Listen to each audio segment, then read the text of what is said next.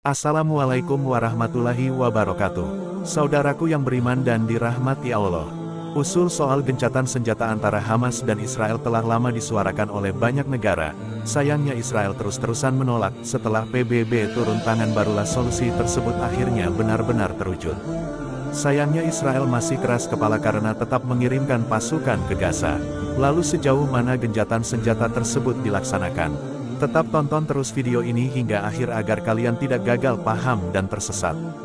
Dewan Keamanan PBB mengusulkan resolusi gencatan senjata pada tanggal 8 Desember tahun 2023. Ada 102 negara termasuk Indonesia yang menjadi sponsor resolusi gencatan senjata tersebut. Sayangnya draft resolusi itu tak dapat disahkan karena salah satu anggota Dewan Keamanan memveto keputusan tersebut. Dari 15 anggota Dewan Keamanan PBB, 13 anggota menyetujui adanya gencatan senjata. Satu negara abstain yaitu Inggris, dan satu negara lagi yakni Amerika Serikat, menggunakan hak vetonya untuk menolak resolusi tersebut. Benjamin Netanyahu pun berterima kasih atas sikap veto tersebut. Menteri Luar Negeri Amerika Serikat Antony Blinken menjelaskan, alasan Amerika melakukan veto atas resolusi damai di Gaza saat ini. Dengan Hamas, yang masih tetap beroperasi, masih utuhnya dan sekali lagi berniat mengulangi peristiwa tanggal 7 Oktober lagi, dan lagi, hal itu hanya akan melanggengkan masalah. Selain kekhawatiran kepada Hamas, Blinken juga menjelaskan kalau tindakan itu dilakukan untuk memberikan dukungan kepada Israel. Untuk mempertahankan diri, Wakil Duta Besar Amerika Serikat Robert Wood juga berpendapat sama, gencatan senjata tersebut dinilai tidak realistis dan berbahaya, karena dianggap memberikan kesempatan kepada Hamas untuk melakukan serangan ke Israel lagi.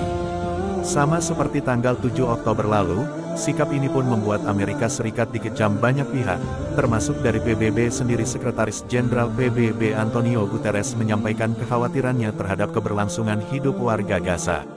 Setelah aksi Amerika menolak resolusi gencatan senjata, kita berada pada titik puncaknya dan ada resiko tinggi kehancuran total. Kepala Badan Kesehatan Dunia, atau WHO, Tedros Adhanom Ghebreyesus ikut angkat bicara soal perang yang terus-terusan berlangsung.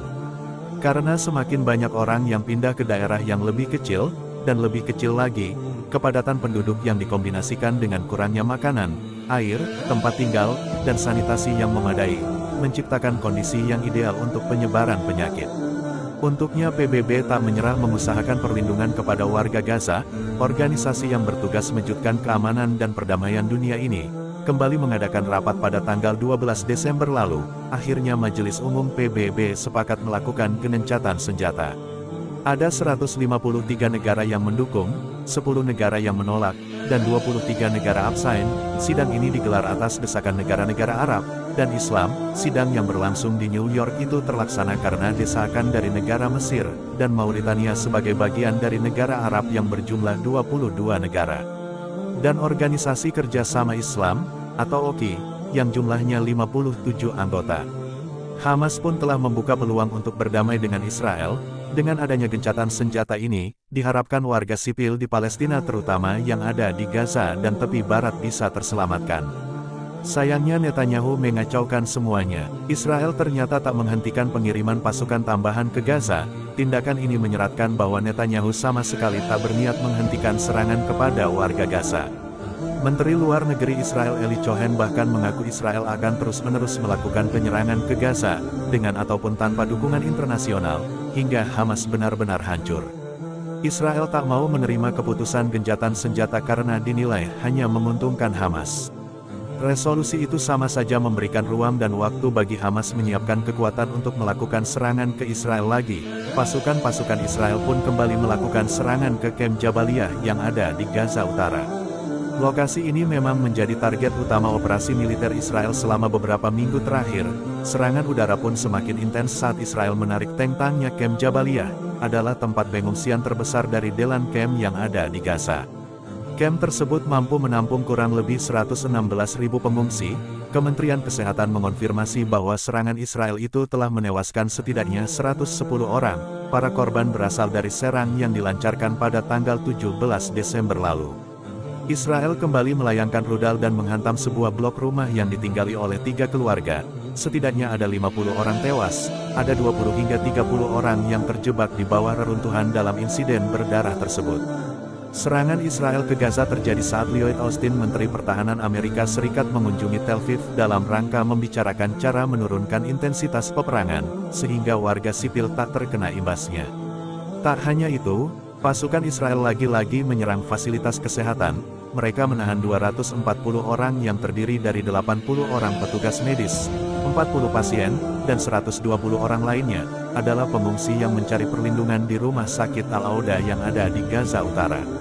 Ratusan orang tersebut terjebak tanpa ada makanan, minuman ataupun obat-obatan. Di sana, tentara militer Israel juga melarang adanya pergerakan antar unit di dalam rumah sakit tersebut. Mereka juga mengubah rumah sakit ini menjadi barak militer. Insiden ini pun membuat situasi kemanusiaan di Palestina semakin buruk. Ini bukan kali pertama mereka berlaku seenaknya pada fasilitas kesehatan. Sebelumnya pasukan Israel telah menyerang rumah sakit lainnya. Mereka melakukan serangan ke rumah sakit Nazare yang ada di Kanyonis dengan menembakkan rodal ke arah ruangan perawatan anak-anak. Akibatnya seorang gadis berusia 13 tahun meninggal, dan puluhan anak lainnya terluka. Bisa dilihat terdalam milik tentara Israel tersebut menembus dinding gedung WHO pun prihatin dengan keadaan tersebut. Apalagi sejumlah petugas medis melaporkan kekhawatiran mereka terhadap serangan Israel yang mengancam keselamatan mereka. Akibat serangan-serangan brutal tanpa pandang bulu. Sejak awal Desember Israel pun sudah mulai kehilangan dukungan internasional. Hal ini disampaikan langsung oleh Presiden Amerika Serikat Joe Biden. Netanyahu pun diminta untuk mengubah sikap dalam pemerintahannya, untuk menemukan solusi dari perseteruan tiada henti antara Hamas dan Israel.